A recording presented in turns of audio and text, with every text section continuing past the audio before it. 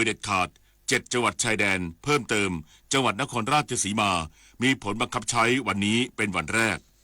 สำนักงานการบินพลเรือนแห่งประเทศไทยกพทหรือแคทออกประกาศฉบับที่13เรื่องห้ามบังคับหรือปล่อยอากาศยานซึ่งไม่มีนักบิน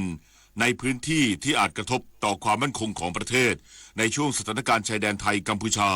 มีผลบังคับใช้ตั้งแต่วันนี้จนกว่าจะมีประกาศเปลี่ยนแปลงเพื่อความมั่นคงและความปลอดภัยการบิน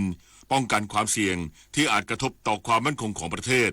โดยกำหนดพื้นที่ที่ห้ามบินเด็ดขาดในพื้นที่ที่มีการวางกองกำลังหรือการปฏิบัติการภาคพื้นระดับจังหวัดใน7จังหวัดได้แก่จันทบุรีตราดสระแก้วบุรีรัมย์ศรีสะเกษสุรินทร์และอุบลราชธานี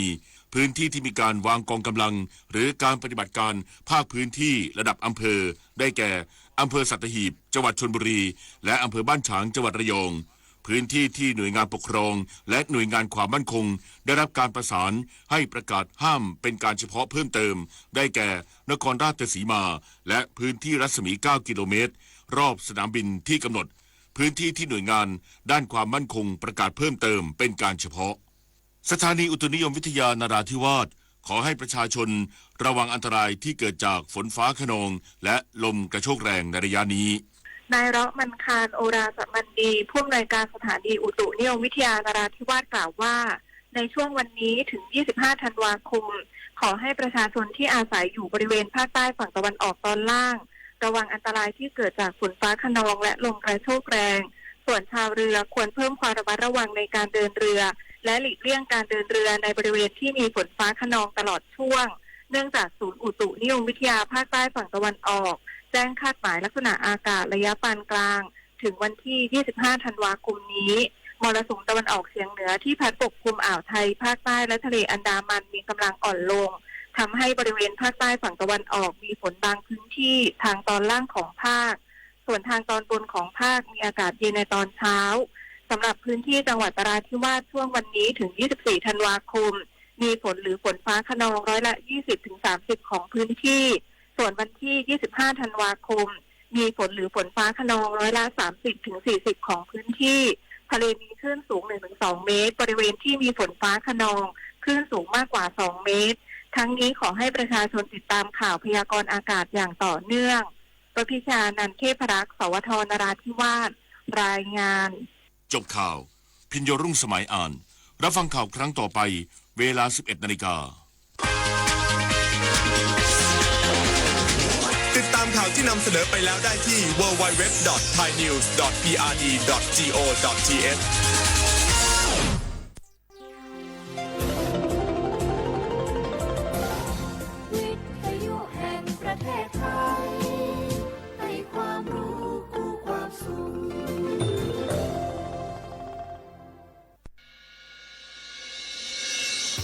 สถานีวิทยุกระจายเสียงแห่งประเทศไทยจังหวัดเชียงใหม่ AM 1476 กิโลเฮิรตซ์สถานีวิทยุภาคภาษาชาติพันธุ์แห่งเดียวในประเทศไทยที่มีความทันสมัยเชื่อถือได้สร้างอัตลักษณ์กลุ่มชาติพันธุ์สู่สากล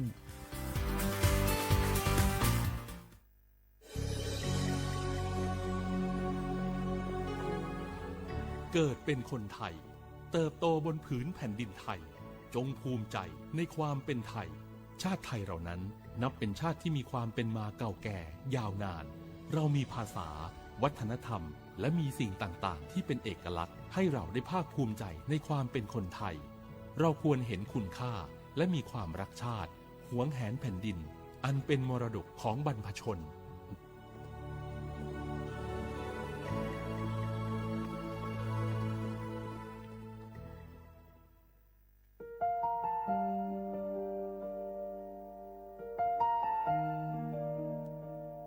ขอน้อมเกล้าถวายอาลัย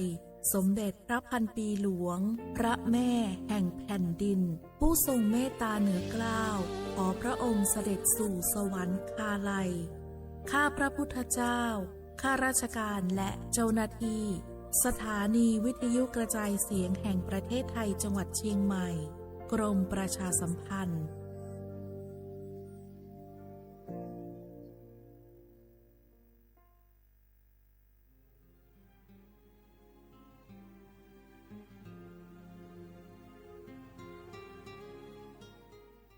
This is a moment of profound grief for the Kingdom of Thailand.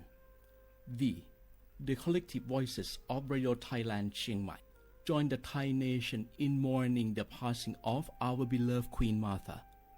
Her Majesty Queen Sirikit. Her life was a testament to the unwavering service, grace, and deep love for the Thai people. Our humble condolences and thoughts are with His Majesty the King, the royal family,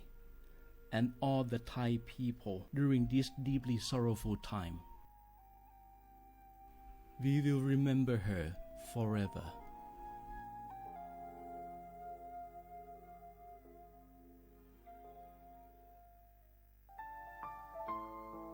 เฮาข้าพี่น้องเจ้าคือไตมีตั้งหม่องเจออันเจ้านางหอคำสมเด็จพระนางเจ้าสิริกิติ์พระบรมราชินีนาถพระบรมราชชนนีพันปีหลวงเลยเข้าสวนหมักหักคำนนเพกว่าย้อนสู้เก่าตึงปันเฮาวิเย็นขวัญเงาเจ้าเฮาข้า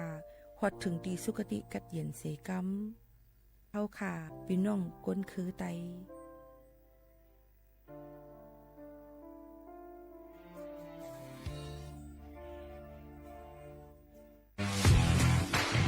รัฐบาลไทยประกาศสงครามสแกมเมอร์รัฐบาลจึงได้ประกาศสงครามกับสแกมเมอร์ในฐานะที่สแกมเมอร์เป็นวาระแห่งชาติและในวันนี้ผมก็ได้ใช้โอกาสนี้มารายงานความคืบหน้าและเน้นย้ำถึงสิ่งที่เราต้องร่วมกันทำต่อไปรัฐบาลได้จัดตั้งคณะกรรมการอำนวยการป้องกันและปราบปรามอาชญากรรมทางเทคโนโลยีขึ้นมา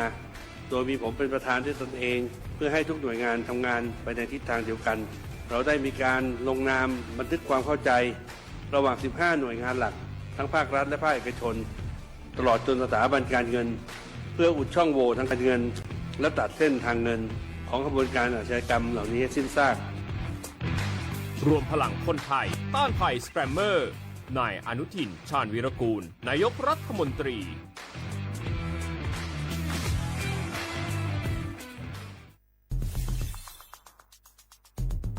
แค่ 3 ปีความเสียหายจากอาชญากรรมไซเบอร์ของคนไทยพุ่งทะลุถึง 94,000 ล้านบาทหรือเฉลี่ยปีละ 30,000 ล้านบาททุก1ชั่วโมงเราเสียเงินกว่า 3.4 ล้านบาทให้กับมิจฉาชีพออนไลน์โจรไม่เห็นใจคนอาชีพไหนอายุเท่าไหร่สถานะทางการเงินแบบใดหมอพ่อค้านักธุรกิจนักเรียนแม่บ้านข้าราชการเกษียณทุกคนตกเป็นเหยื่อได้เสมอและวันหนึ่งอาจเป็นคุณหรือคนที่คุณรักเพราะจุดอ่อนร่วมของเหยื่อคือความเร่งรีบขาดสติหรือแม้แต่บางครั้งก็เกิดความโลภจนเกินไปอย่าปล่อยให้การกดคลิกเดียวลิงก์เดียวทำให้โจรยิ้มกว้างวันนี้ถึงเวลาแล้วที่คนไทยทุกคนจะต้องร่วมมือกันสร้างภูมิคุ้มกันอาชญากรรมไซเบอร์ช่วยกันหยุดก่อนที่ภัยไซเบอร์จะทำให้คนที่คุณรักและตัวคุณเองกลายเป็นเหยื่อ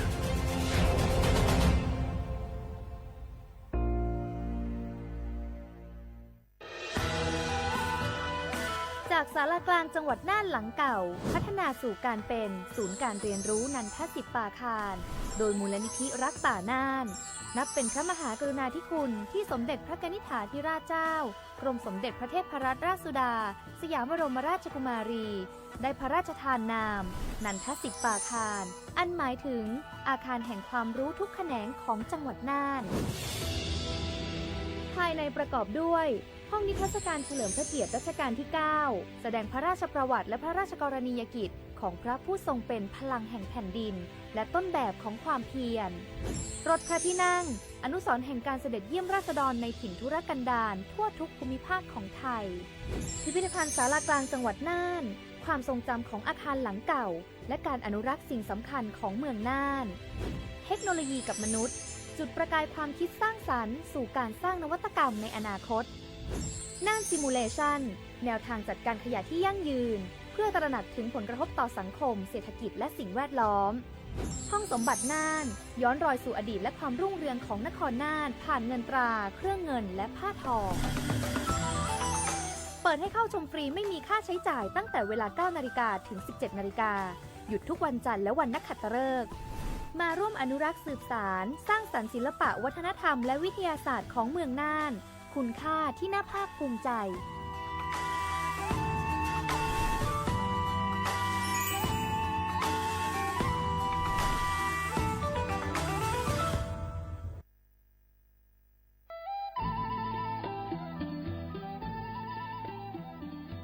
จังหวัดลำพูนโดยสำนักงานวัฒนธรรมจังหวัดลำพูนขอเชิญชวนทุกท่านร่วมย้อนวันวานสัมผัสมนต์เสน่ห์ตลาดวัฒนธรรมถนนสายวัฒนธรรมย่านเมืองเก่าข่วงพันปีถนนรถแก้วชวนมาชมชิมช็อปกับสินค้าพื้นเมืองของกินบ้านเฮามากกว่า100ร้านค้าพร้อมชมการแสดงศิลปะวัฒนธรรมล้านนาและกิจกรรมดีๆจากชุมชนท้องถิ่นทุกวันเสาร์และอาทิตย์ตั้งแต่วันที่25ตุลาคม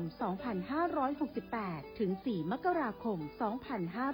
2569ระหว่างเวลา 14 นาฬิกาถึง 21 นาฬิกาณตลาดวัฒนธรรมถนนสายวัฒนธรรมย่านเมืองเก่าข่วงพันปีถนนรถแก้วอำเภอเมืองลำพูนจังหวัดลำพูนร่วมแต่งผ้าเมืองใส่เสื้อผ้าเมืองเดินย้อนวันวานเก็บภาพความประทับใจในย่านเมืองเก่าแล้วคุณจะหลงรักเสน่ห์เมืองลำพูนสปสช.ชวนคนไทยทุกคนทั่วประเทศใช้แอปเป๋าตังเช็คสิทธิประโยชน์รับบริการป้องกันโรคตามกลุ่มวัยเพื่อลดความเสี่ยงการเจ็บป่วยโดยเลือกเมนูกระเป๋าสุขภาพเลือกสิทธิสุขภาพดีป้องกันโรคสามารถจองคิวพร้อมนัดวันและเวลาเข้ารับบริการได้ฟรีสะดวกรวดเร็วสอบถามเพิ่มเติมสายด่วนสปสช1330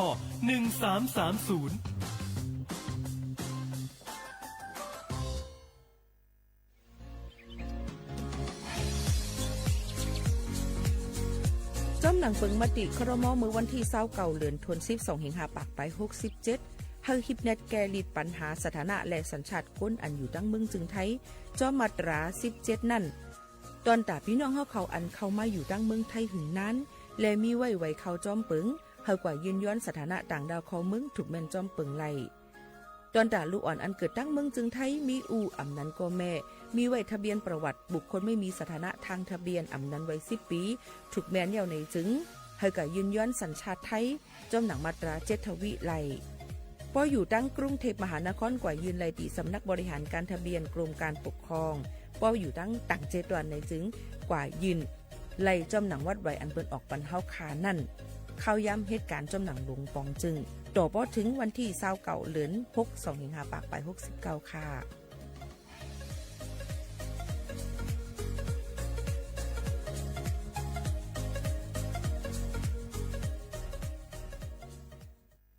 พี่น้องเขาสนใจใครปืนเผาผ่านตั้งห้องปล่อยเสียงสวทเก้งใหม่ปั่นตั้งหู้ห่มปาดังมีดังซื้อถ่อมแจ้งแล้งหลีกว่าไก่ในปืนตีเจดอนเก้งใหม่กับสืบมาเลยดีสวทเก้งใหม่หมายฝน053-276-068และ092-246-8579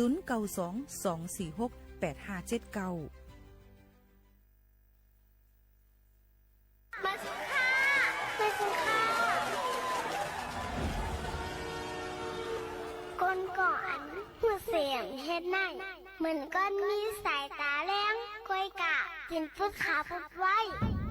ก้นเอาหูสำเฮ็ดนั่นซ้ำเหมือนก้นตาบอดตินมือสำมีอยู่กับเปิดไหนป้อใครเป็นก้นสายตาแรงก้นมีติ่งมีมือไหนซึ้งหูบ่หลูเลยหูเฮ็ดไก่หลูเลยเฮ็ดบ่เฮ็ดยาวหลูเลยตาสังหูลองสิลองจ้าให้หูก็ตั้งผู้อิดอ่อนหนึ่งโอ้ยก็แต่ไปทางมันเตือนตั้งผู้สั่งบะลีเลยเก็บความไหวในใจเฮามือหนังปลูกเขาต่อเม็ดของลิ้นอ่อนเก็บป้อมกำอิดต่อป้อต่อตั้งไหลรอนปลูกมือหนังยันนำหลายเม็ดเก็บห้องไหวอันเดือมไว้ต่อป้อเต็มนั่นขายเย้าพี่น้องเขาให้หมอเห็นหูใต้หูปัญญากว่าร้อยเสกรรมขนา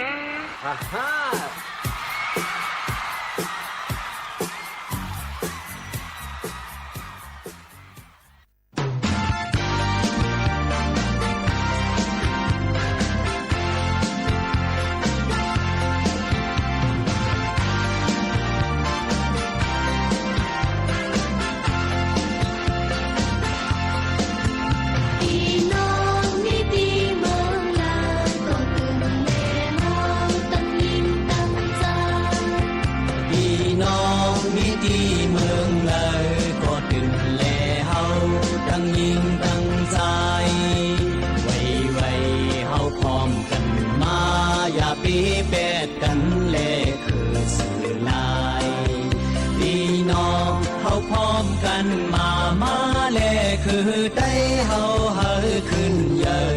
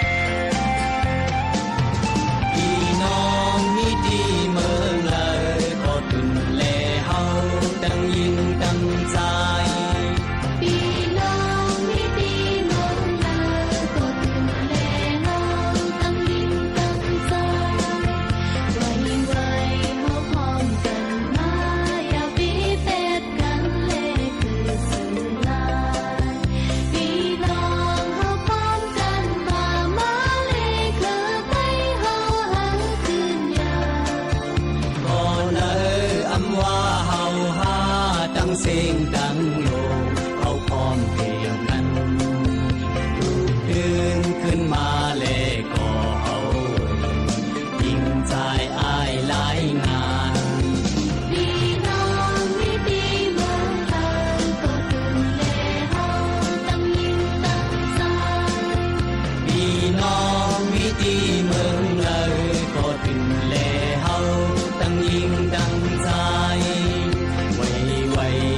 พร้อมกันมาอย่าปีเป็ดกันเลคือสื่อลายพี่น้องเขาพร้อมกันมาเลคือได้เฮาคืนเยอะเมื่อในวันหนึ่งเมื่อหน้ามีกามีขาเขาพร้อมทิ้งกันหนุ่มหายใจยิ่งดังสิ่งเขาลิสิเมื่อคืนพี่น้องวิธีเมืองเลยก็ถึงแลเฮาตั้งยิ่งตั้งใจพี่น้องวิธีเมืองเลยก็ถึงแลเฮาตั้งยิ่งตั้งใจ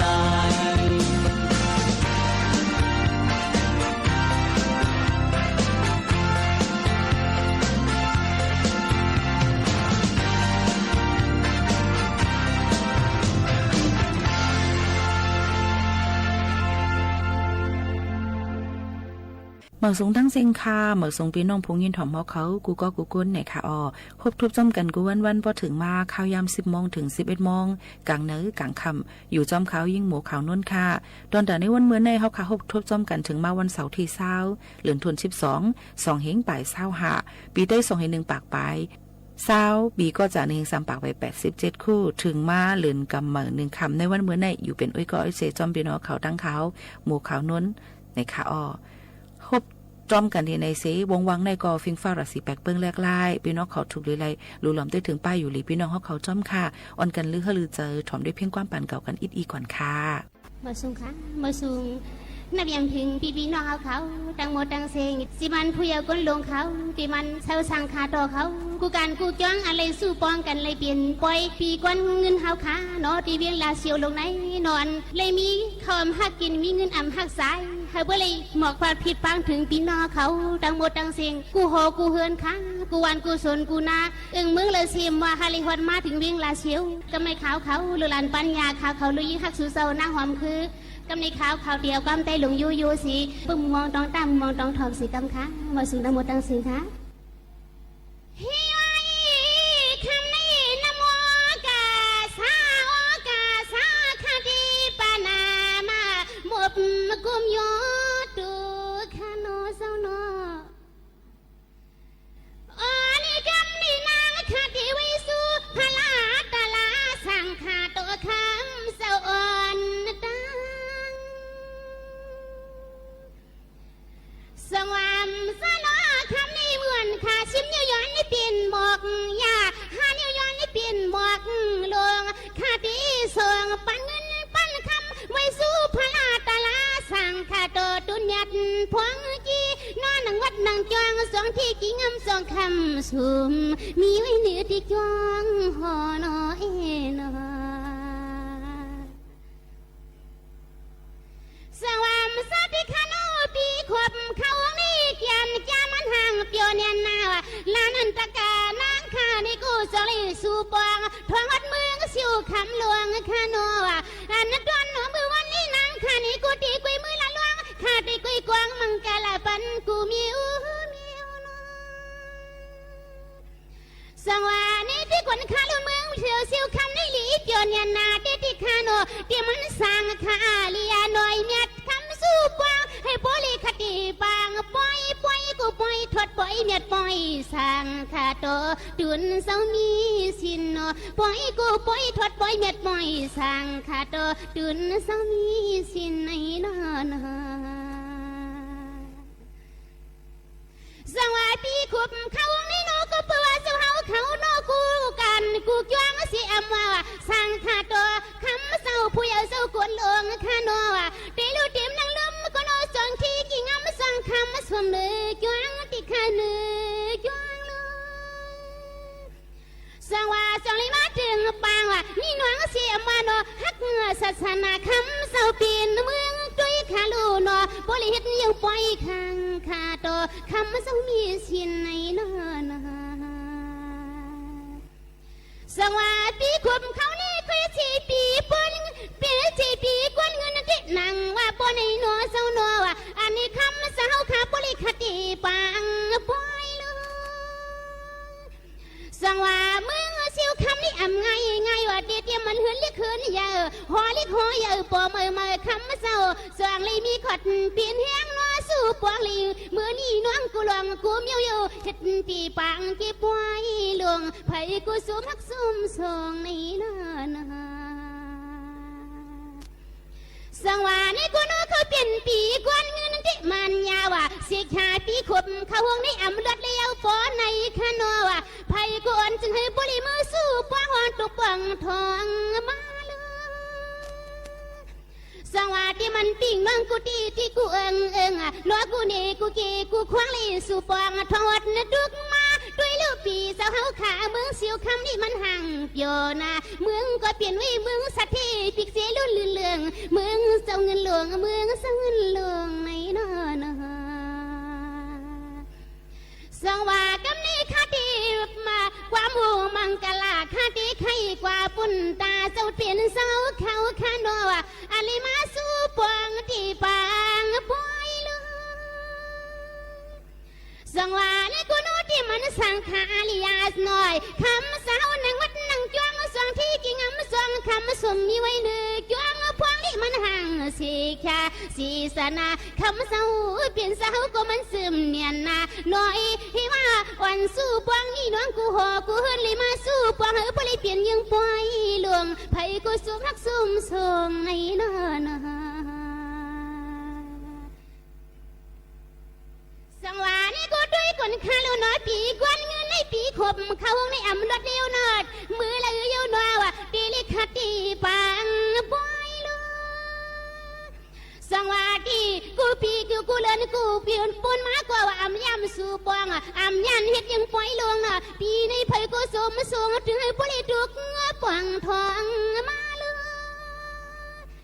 สังวาจอยจูปองกำกิมหืนลิขืนใหญ่หัวลิโคใหญ่ปูไม่คำสวรรค์มาด้วยลูกไผ่กูมันห่างสมพุทธเนียนนาสีสนารวมยกรวมสาสีสนาอันตัวนู้มีสัตว์มีเสียงเขากูซุ่มยุ่มซุ่มโคในนอนไว้เสียเขาคาเลยชอมพิงความกว่าเย้าในค่ะในวันเมื่อในก็มีลองปื้นหูอิดอีมาฝากตอนตู้ถึงพี่น้องเขาเกี่ยวกับไปลองว่าเขาซ้อยในค่ะอ้อตั้งกินตั้งเยี่ยมอันว่าเขาห้องว่าเขาซ้อยอันว่านั่นกินมาเฮาอ่อนกันกินข้าวซอยมาเลยให้นั้นให้ในจังใจค่ะหรือข้าวซอยอันว่านั้นมันลูกดีว่าเอาเฮ็ดเอาดีแปลงข้าวเจ้าในแปลงข้าวเจ้าให้แปลงข้าวเหนียวจังไหนค่ะเนาะเปิ้นก็สิเอามาเฮ็ดอย่ามาอิดอย่าให้ก็มาซอยเป็นเส้นเอาจำหนังกลางใจเฮาค่ะว่าใครให้เส้นใหญ่เส้นเล็กเส้นกลางจังคือก็เอาเพราะว่าเปิ้นจังได๋ห้องว่าข้าวซอยจำหนังพอความพี่น้องใต้เฮาค่ะนี่ค่ะเอาเพราะว่าบ่ถอมได้ข้าวซอยอันว่าตั้งเมืองไทยตั้งเมืองล้านนาห้ามเขาห้ามตีกว่าปองเป็นข้าวซอยอันลูกดีเส้นแปลงข้าวจุ่มนั่นค่ะนะเนาะโยก็ลอกไข่ไก่เสื้อหนังไหนค่ะเพิ่นห้องว่าบะหมี่ในนั่นค่ะโยก็เอามาเฮ็ดเป็นตั้งกินตั้งย่ำโยก็เอามาใส่ตั้งนำหมักอุ้นเสื้อไหนค่ะตั้งในตั้งบองมึงมันก็ได้มีเสื้อหนังด้วยการเปลี่ยนไปไล่ๆก้นคือหนึ่งและคือหนึ่งก็ตีเหมือนกันนั่นค่ะนะเนาะคุยกะเฮาค่ะก็อ่อนกันฮู้จักมักซื้อข้าวซอยหนักค่ะในค่ะเนาะเขาเดมี่นั่นค่ะนะเนาะก็เป็นเสื้อหนังไหนมาสิแหละเฮาค่ะอยู่ที่ละในก็ขอความหมังปอกหมังเลยมาข้าวซอยเหมือนกันเสียตากว่าเจอห่ำจะเหมือนกันในกำนั้นเฮาได้กินข้าวซอยก็เผื่อว่าเมืองไทยในมาดังปอของจึงไทยว่าเอาข้าวซอยมาเนี่ยเขาได้เอาข้าวซอยอันมีน้ำหมักอุ่นข้าวซอยอันว่านั่นค่ะเนาะเปิ้นก็ซ้ำแต่เอาอันนั้นมามันก็ว่าเฮามักน้ำหมักอุ่นในว่าไหนก็มีในค่ะก็ได้เป็นเช่นนั้นเพราะว่าเฮาก็ได้มื้อข้าวซอยดังเมืองเกียงไฮ้ในซ้ำเพราะว่าสั่งข้าวซอยมาเขาเดี๋ยวเอาข้าวซอยน้ำเงี้ยวมาอันเป็นน้ำหมอกนิ้วนั่นค่ะนะเนาะแล้วก็มีก้อนเลือดอ่อนนี้มีลูกมีอีเดมีเนื้อนี่เจ้าไหนค่ะมันก็ได้เหมือนจะหนังตั้งเก่งตุงนั่นค่ะอ๋อมันก็ได้วันหนึ่งเมืองหนึ่งเหมือนกันค่ะเปิ้นว่าเขารู้ว่าวันใดวันเนื้อสามักคือยังปึงอันนี้ก็เหมือนกันค่ะเป็นลองปื้นหูแก้มตัวอิดอีฝากดวนจุดถึงพ่อแม่พี่น้องเขาในวันเหมือนในค่ะอ๋อ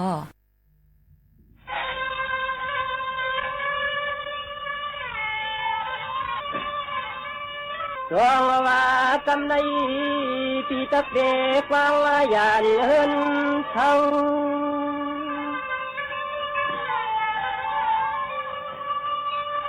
รองว่าปีตักวางยานเมืองเฮาเยาลอยยิงเราน้องเลวันเลชวน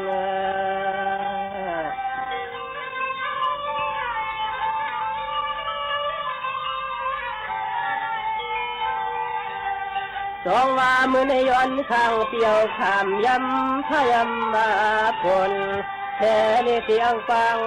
ออกยานวันยันมือ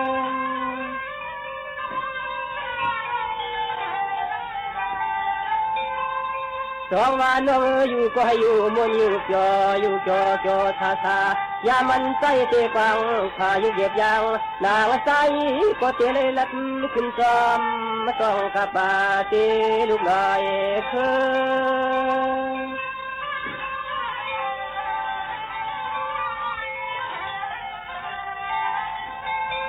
คำมาตายก็ยันอ่างมือเรียกเก็บด้วยพึ่งเมืองส่วนมันจอมจอใจก็ตีเลยไปขึ้นจอมตาป้าก็ห้างก็เกินเอวน้อง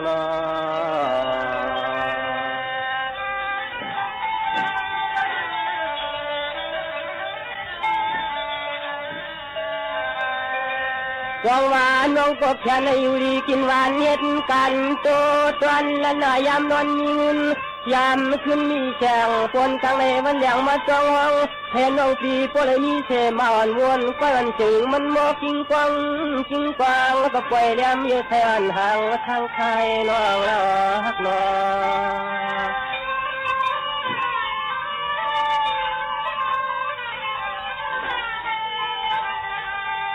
ใจเตะเลยยันดับเติงถึงเมืองพี่เขาเราเฉลลัดขึ้นจอมข้างเตลูกลอยวิน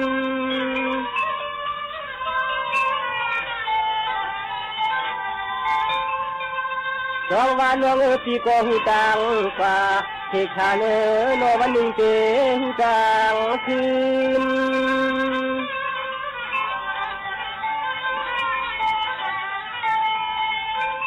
ลืมนาโนนาใจเอายันเอาฟังฮักนางปีเฮา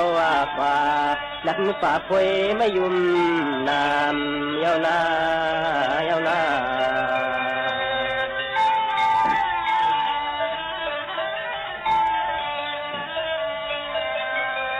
จองว่าตัวรู้ตัวมันใจเอาจินไปกำมังจนตั้งใจมาตัวรู้เขาเป็นเทลาเธอจองอยากตัวหนึ่งคำก็มองเป็นค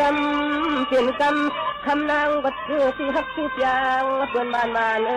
ที่มนต์จอมมาลอยนอ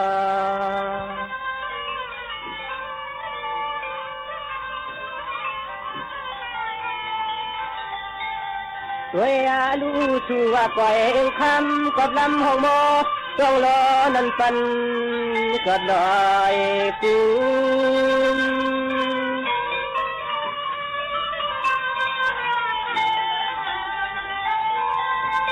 จองว่าน้องพี่ก็จินวันสองพาป้าหยาบนาเตียนว่า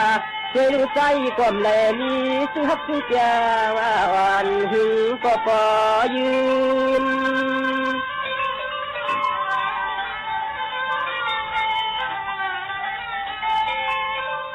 คืนนั้นว่ายามมาเมื่อเดียวในใจปีไปยังความเส้นต่างเรียกนางถึงให้พวกเล็กแถววัดมึงเจ้ายันมันกุนก็แก่น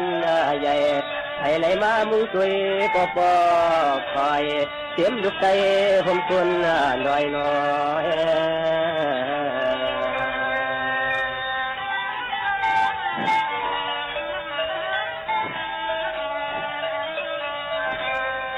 จองว่าตัวลูกเพิ่นยังไปมาญาข่าวเตียงเงียงตัวกำเล่ข่าวแท้กี่ตนใจวันลัดน้องจองมาจ่อหือละยามมาในนอ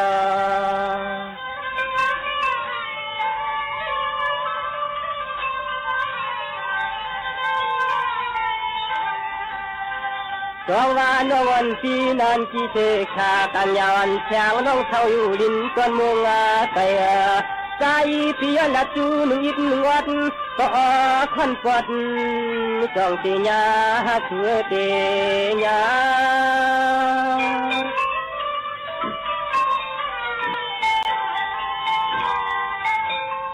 น้อง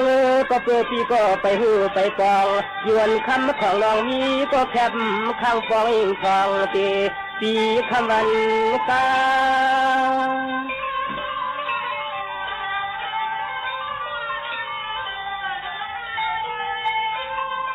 ใจปีมาหอดเมืองตั้งยานในมันนาทำจนา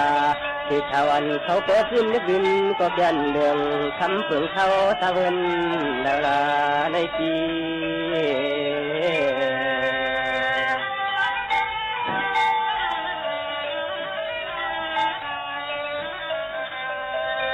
จองว่าน้องหันกันในปล่อยในน้ำคำเก่าเท่าเฉเคตึงเมืองแหล่จำนอ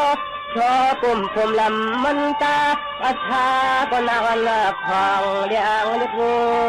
ตาม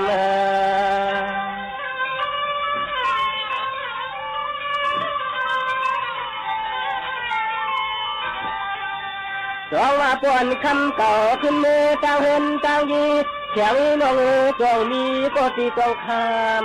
ำนอลูกเมีฝ่าปล่อยเลยทางมา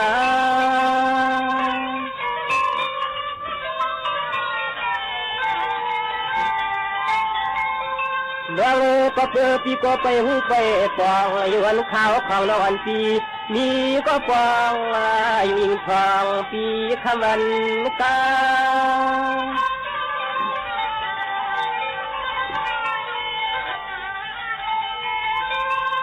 ทำมามาเลยหันหกกันปีในตั้งยันในใจว่าจอนาที่ชาเนื้อปีย้อนละความต่อย้อนพอตัวลองตาเขาสู่น้อง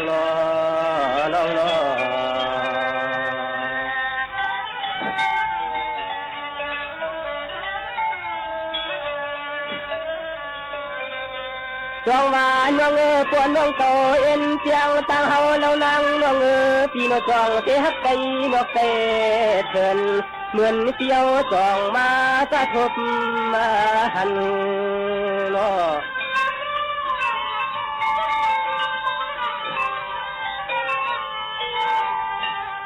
จองมาน้องผู้เตือนวันเก่าผู้เผาปนมาเทใจก็พยายามมาจักกันหันที่เนที่ป่วยที่น้ำน้องคำเปลี่ยนเชียงนางเองนางอิงนางจือละนางนุ่น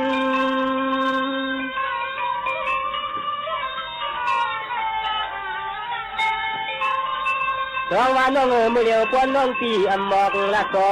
ช่างน้องอ่อนตีน่าเขียนไม่ว่าไม่เอาตีใจนุ่นของวันปีก็ตันไทยในชุมชน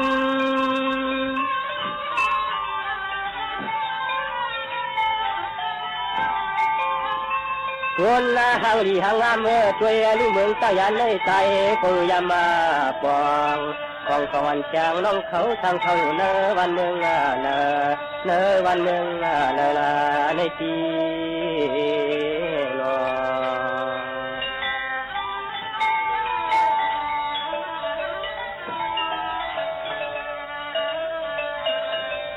จงว่าน้องเทเติมเมืองสู่สุดเท่าเรานั่งตามฟังจนเราเข้าใจก็ไปฟ้องรอทางตั้งห้องละตั้งแล้วเนาะ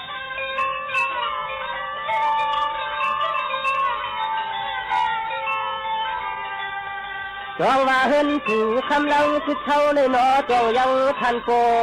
แต่ไปในมีตาลายลัก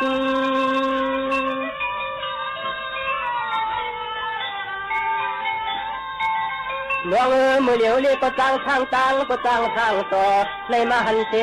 ช่างนอนพี่เดียวใจพี่เฮาขยันผักเนื้อข้อความอ่อนคำห่างตัวลัก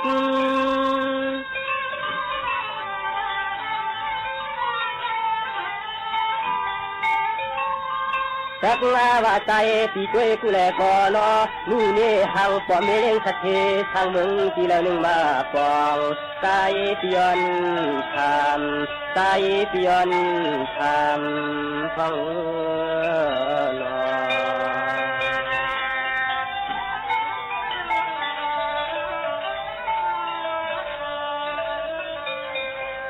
จงว่าวันเกี่ยวพี่จึงยันทำละตามหอมมูเดช่างเอคนเราเท่าเทจังเลยจำโนคำโชกันเอายิงพี่บริเลกัดจอมลูกตายพลาเก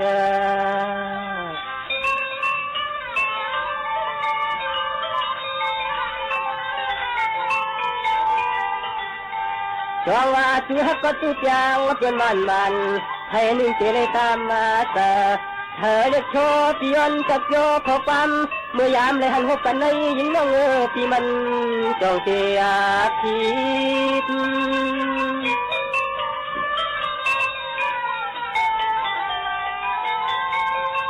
จองว่าทางลาเพียงคนจอหมอเกี่ยวปีไม่เตเจมือยานออกลืมขอบทานูที่อยู่ปีเชียวเสกองเสกาสัญญาวันจังน้องเมืองเจ้ายานใจไปมีก็เจอติด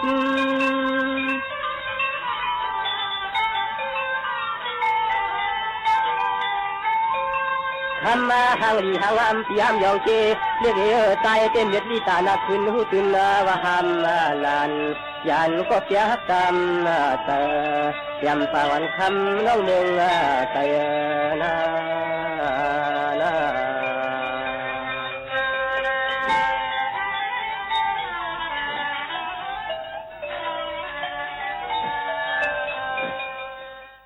อ๋อค่ะเลยยินช่องยาวเพลงความยาวก็ยังเดี๋ยวมีแทงลองปืนหูป้ายหันซิกคิกจอกคอกฝักดอนยินซื่อถึงพ่อแม่พี่น้องเขาค่ะนะสืบยินถ่อมด้วยก่อนค่ะปีนี้เหมือนกันตั้งอร่อยผัดลุงหมากมงหมากอำห้องตกมาในก็เก็บเกี่ยวกินอ้อยมันหวานเซ่เซ่สู้ได้หือหลุดหือ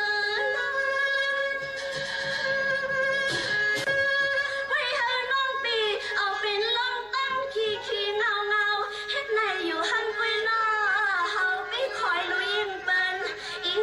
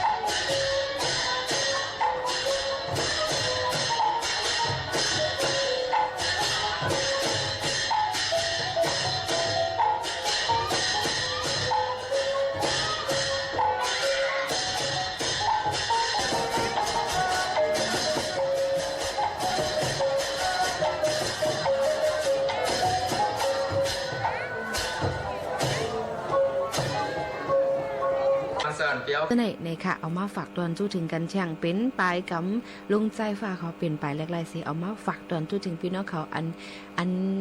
หูฮุบมันนั่นค่ะเนาะฝากตอนจู้ถึงกันค่ะ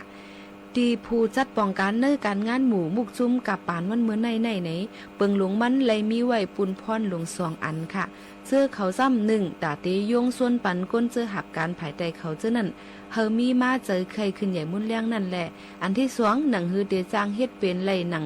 ในนั่นก็เดไหลคึงสร้างปันซึ่งหิมห้อมอันดีงามอ่ำนั้นเฮ็ดสร้างปันไว้สายงายเงาลายหลีตีในหมู่มุกจุ้มการงานเจอในค่ะพอเฮ็ดปันไหลให้ลักนำกัดก้นหาบการเขาตั้งจังคึงสังเขาเจอนั่นขึ้นใหญ่มุ่นเลี้ยงมาจังเตจังแค่สิ่งไหลตั้งมุกจุ้มการงานเจอต่างอันเขาไหลอยู่ค่ะในกับปานวันเมื่อในแต่การงานอันเจออ่ำมีนำกัดแค่เข่งไหลนั่นเตอ่ำมีอองตีเอาค่ะในกาไหลตั้งอันมีไว้ตั้งนำลายอันเป็นตาเฮ็ดสั่งให้เงินเงาตื้นล้างก้นขึ้นใหญ่มุ่นเลี้ยงมาไหลนั่นลองอันเฮ็ดเฮาตูเจอเจ้าเก่าขึ้นใหญ่มุ่นเลี้ยงมาในก้วยจังเป็นอันมีลองเตยย้ำถึงตีเสเปิ้นอันลีเสเปิ้นตีสุดนั่นยาวค่ะกอบสั่งแลว่าไหนเงาตื้นตวนเจอก้นเฮาในก็มีไว้ฟิงแตกเคยขึ้นใหญ่มุ่นเลี้ยงไว้เหมือนกันค่ะลูกนะจมหนังฟิงตื้นเป็นก้นเสกว่าก็ลองเจอใครโหตูเจอเจ้าเก่าขึ้นใหญ่มุ่นเลี้ยงในมันเดินนำเลือเสอันไรเฮ็ดสร้างปันอันเปิ้นผู้ต่างก็เขาเจอเฮ็ดนั่นไว้อยู่ค่ะกับไก่ตั้งร้องในเสขอถามบังเจออันเตจังไก่เลยทบห้ำป้อเลยมาไว้อ่ำนั้นจันภูไผ่จัดปองคึงสร้างตีต่างเมืองนอกเมืองเขาจึงจ่องเตรายการง่ายย้อนเลยมาจันคู่ฝ่ายจัดปอง MBA แลเป็นผู้จัดปองเยี่ยว5จ่องผู้จัดปองเขาก็เลยเงินโหเลือนลีอยู่ฮื้อเจอนั่นค่ะขอทำเจอในจำเตเลยเกิดออกเป็นมาตีถัดเจออันใครไลใครมีลองขึ้นใหญ่มุ่นเลี้ยงนั่นค่ะพอเตเลยตั้งใครในปันลีแต่จันคู่เวิร์ฮับคู่อันว่านั่นมันก้วยเป็นสิกโคไลอ่อนๆตั้งสุดนั่นสิกหนึ่งอันเตเป็นหิมเงาปื้นตาไลลองขึ้นใหญ่แหละลองอ่องมังถึงตีนั่นก้วยค่ะย้อนกอบไลฮับคู่อ่อนก้วยเสไลขึ้นหอดกันเฮ็ดเย่าตัวกว่าก้วยเสตะเตบอ่ำไปเลยมักหมายเลยว่าเลยตั้งคือเนี่ยมุ่นเลี้ยงอ่องหมั่งถึงตีในก่อนค่ะนะแต่เฮานำกัดอันเจอถูกมีเจอนั่นเต็มทนไว้นั่นก็เตเลยสืบเสคัดเจอไว้อยู่กูข้าวย้ำล็อกเป่าอันตัวเก่าถูกเพิ่มปันเจอนั่นก็เตเลยเพิ่มเทียมปันกว่าร้อยลายตั้งอันเลี้ยวแต่เฮ็ดสั่งกว่าเจอในแต่เป็นรองเฮ็ดสั่งให้ตัวเจ้าเก่าขึ้นใหญ่มุ่นเลี้ยงย้อนเปื้อนในแหละจังเลยตั้งไข่เนปันมากูลองกูอันนั้นค่ะเตมีอยู่ล็อกลายตังมัน6 เซนอันเดเป็นแต่ให้ตัวเจ้าเก่าขึ้นอย่างมุ่นเลี้ยงนั่นอันที่1เลี้ยงไว้ถ้าเจอใครเฮ็ดใครสร้างค่ะแต่ให้โจจ่ายปันตัวเจ้าเก่าการงานเจ้าเก่าขึ้นใหญ่มุ่นเลี้ยงมาในก็อันเตเฮ็ดสร้างห่างปองปันจ้ำนอกเสตูเจอเจ้าเก่าอ่ำมีเพลเลยแทงเยาเสในผู้ก้นต่างก็เขาในก้วยจังปันไว้ตั้งบ่นตั้งไข่เจอตั้งจี้สั่งแน่ตั้งไหลนั่นก้วยเอาค่ะยังตึกต้องไหลความลาดโอ้ยหลีก็นึงว่าไว้ก่อนค่ะว่าเอาตัวเก่าอึ่งอ้างล่มในตัวเก่าก้วยเตเลยขึ้นจึนพึดลูกเอาว่าในเสอันใครว่าแต่เตลัดตั้งปันโจปันเจ้าเก่านอกเสตัวเจ้าเก่าเพอเตอำเฮ็ดสร้างปันไหลว่าซึ่งหนังไหนกอบนั้นตัวเจ้าเก่าเฮ็ดล่มกว่าซึ่งหือก็ยาวโดยได้จุกมันเลยตัวเจ้าเก่านั่นเป็นรองตั้งอ่องแปะตอนตาพี่น้องเฮาเขายาวค่ะอันที่2ตั้มหมายทานลักเจ๋งตั้งกาขันสูงค่ะในทุงความใต้เฮายามมีมาว่ากลมหน้าต่อลิ้นมึงเตเฮืองอยู่วันหนึ่งว่นไข่คึกลูกเฮ็ดตั้งซื้อโยในอยู่ตาโซปานโซเจ้าเก่าตาการงานตัวเก่านั่นตั้มหมายไว้ลักเจ๋งอันลีที่สุดตั้งจันทานมักหมายอันสูงแลสำคัญเจอใส่แห้งตาเฮามีไหลนำกัดขึ้นอย่าเต็มทนแลเพอก็เลยสิอำว่าเตอำไข่ฮับเอาก็มีนำกัดหย่อนย่ออันจันทานเต็มนั่นค่ะลูกหนอกาคันก็เตอำไข่ไว้ค่ะจามวนขอบไข่เจอด้วยอีกนึงค่ะก่อนค่ะและย้อนสังแลอ่อนกันคัดเจอใส่แห้งสีหิมกันพืดอีกันแต่เฮอกว่าขึ้นฮอดไหลจันจอมอันจื้อเสียงลือหลังเขาอยู่ล่ะกอบสังแลอ่อนกันปันกายใหญ่คันลงต่อโคเครื่องอันเจอมีนำกัดลีเขาเสซื่อใจเจ้าตื้อกันอยู่คาลาขอตอบแกมันแต่เป็นอันซื่อๆต่อก้วยค่ะย้อนกอบตีเขาในมีไว้ตั้งมักหมายลักเจงทานสูงเขาเต็มทนไว้ขณะอันถูกลีฟังหู้ไว้ดีงามแต่สำหนังฮือเตไลนำกัดลักเสียงอันตัวเก่ามักหมายไว้นั่นตัวเจ้าเก่าเตไลเป็นก็เฮ็ดเฮิดตั้งจังเจอนั่นเต็มทนค่ะอันที่3แจกเพเยื่องอันตัวเก่าเสเฮ็ดสร้างกว่าค่ะเยื่องอันตัวเจ้าเก่าใครไรใครเป็นเจ้านั่นถูกแจกเพเฮ็ดปันการงานอ่อนเขากว่าเฮ็ดสร้างกว่าอยู่ค่ะย้อนกว่าเพชรสร้างปันหนังในแหละเตมีมาพรปังลีค่ะ มันก็ตีลีค่ะนะอันที่4ใครเจอป้าแต่เมื่อไหนเมื่อนาสีเฮ็ดกว่าค่ะแหละปอค่ะมีลงตั้งเยี่ยงอันตักเตฮอดถึงตีเยี่ยงหมายกันค่ะแต่ผู้ก่ออันกล้วยเสือเจอต่อลองลีพรปังวันจังไหนเอาใครเจอป้าวันเมื่อนั้นนั่นลองขึ้นใหญ่มุ่นแรงอันวันนั้นมีค่ะเฮ็ดเมื่อในก็เมื่อในมือผู้ก่อต่างไกวางกันทั้งกำในได้ไปขึ้นใหญ่เลยค่ะก็นั่นแหละรู้เลยป้าวันตาเมื่อในตาวันเมื่อน่ะหนังหือเตครึ่งปองให้สั่งกว่าเฮาบ่เลยลีเสวันตอนเสเก่าเฮาขาปิดถูกลีเลยเฮ็ดจึงหือเพิ่มแถมไว้นำกัดอันหลวมีตาเมื่อน่ะตาเหลวในเป็นอยู่ปัจจุบันแต่อนาคตตั้งนาตีเป็นซึ่งหืออันว่านั่นก็หลุดเลยมีลองตั้งไข่ใจเปิดป้ากันอยู่ในก็เป็นลองตั้งหลีแทงอันนึงค่ะอันที่5ป้าเจอป้าข้อเสียเฮ็ดสั่งกว่าเคยเป็นการสังกอลีแต่เจอก็อันเฮ็ดสั่งเฮาว่าลาลียาวปุนพ่นตั้งไงเงียมกว่านั่นก็ลองขึ้นใหญ่มุ่นเลี้ยงมันอันว่านั่นเมื่อไรก็ตีเพียวมาไรค่ะนะกอบนั้นแหละแต่ก้นเจออันเคยขับสั่งการงานเหยื่อลงทอดเม็ดเขาในโฮมว่าการงานเตสังนั่นเคยเรียกอ่อนตันเลยก็ลีกาเตเลยอ่อนกันคึงเฮ็ดตั้งป้าเจอใส่ข้อนั่นแต่เฮาการงานป้อไรตั้งคืนใหญ่อ่องหมังถึงตีนั่นอย่าไปลาลิเฮ็ดลาไหนค่ะอันที่6หมอล่ามคัดหู้ต่อตูเก่าค่ะป้อมมีลองตัดสินดอตั้งเฮ็ดสั่งตูเก่านั่นมีลองคืนใหญ่ในจึงว่าไรค่ะซ่อมหนังเปิงยามเป็นมาซะนั่นป้อเฮาเอาตั้งเฮ็ดสั่งคึงปองตูเจ้าเก่าแตกกันด้วยต่อตั้งเฮ็ดเสื้อเปิ้นเขาเสจังเตอ่อนกันมักมายไล่ลองอองแหม่งถึงตีถึงตีนั่นไล่แต่ถ้าตัวเจ้าเก่าขึ้นด้วยขึ้นหันไหลนั่นลองขึ้นอย่างมุ่นแรงตัวเก่านั่นก็เตเลยคัดใจอยู่ค่ะจะว่าตาเฮาเฮ็ดอยู่ที่ก็อันเริ่มริมดีก็ว่าเฮ็ดอยู่กับที่ในก็ถูกดีเลยเป็นในค่ะคอตั้งหมด6ข้อในเป็นข้อที่สั่งเนตั้งปึงเพียนอันเป็นตาลองขึ้นใหญ่มุ่นเลี้ยงปุนตัวเจ้าเก่านั่นค่ะนะเจ้าพุทธาก็ป้อนสั่งมาว่าตัวเจ้าเก่าก้อยจังเป็นตีตัวเก่าปึงอิงเกอหลีเลยเตะก็นั่นแหละอย่าไปกลุ่มใจใหญ่เปิ้นค่ะตาลองตัวเจ้าเก่าเตเลยขึ้นใหญ่มุ่นเลี้ยงนั่นเลอเสตัวเจ้าเก่าเผอต่างก็จังเฮ็ดปันไหลตามุกซุ่มการงานเขาในก็ลองอันเฮ็ดเฮอก้นหับการได้จุ่มการตัวเก่าเขาคึงสั่งตาเฮอตัวเก่าไล่ขึ้นอย่างมุ่นเลี้ยงในสัมเป็นไล่ตั้งอันถึงตีเสเปิ้นแหละลองเจอใจเซงเสเปิ้นสุดนั่นอันนึงอยู่ค่ะพอเฮ็ดในจึงก็ต่อก็ป้อมีลองขึ้นอย่างมุ่นเลี้ยงจังมุกจุ่มการงานตั้งอันก็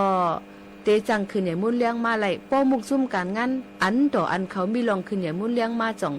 ลองขึ้นอย่างมุ่นเลี้ยงในหมู่ซุ่มตั้งเสียงตั้งหลงนั่นเตเปลี่ยนมาเลยห่างค่ะกอบนั้นแหละเอามาฝากตอนถึงกันในปืนหูป้ายหันในวันเหมือนในให้มีลองตั้งขึ้นใหญ่คัดใจกว่าวันตาเมื่อหนาให้ป้อเลยรีเซออนต้อนเสเก่ากันกูก้นค่ะค่ะก็อย่าไปลืมค่ะนะเฮาหาพี่น้องเลยมาโฮมมาทบกันเจอหนังไหนฝากฟังไว้ปันพ่อแม่พี่น้องเขาเด็กกว่าแอลเลยตั้งเลยฟังกันไว้ลองเพกึ่งกลางจอมเซนตาสายตั้งยก็อันจำได้ถึงส่งสั่งปีเก่าโฮมจมฮับดอนปีใหม่ลุงฟ้าในก็ถูกลีและห่างเฮียนแหละฟังไว้ลองเมาอย่าไปฮ้อรถก้าค่ะนะกูจังเป็นเพอันเดกูลองกูอันย้อนฝากไว้ปันพี่น้องเขาตั้งหมดตั้งเสียงสิเตย้อนผัดยันพี่น้องเขามือกว่าก่อนย้อนให้อยู่ลีกินหวานนาการตื้อตอนม่อนๆค่ะเหมือสูงค่ะ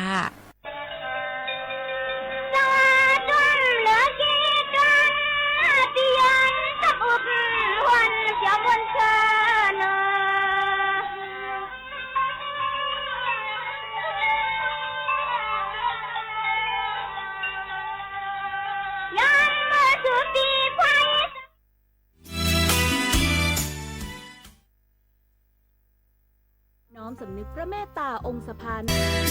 อาชาติไทยเลือกช็อปสินค้าอุปโภคบริโภคพร้อมรุ้นรางวัล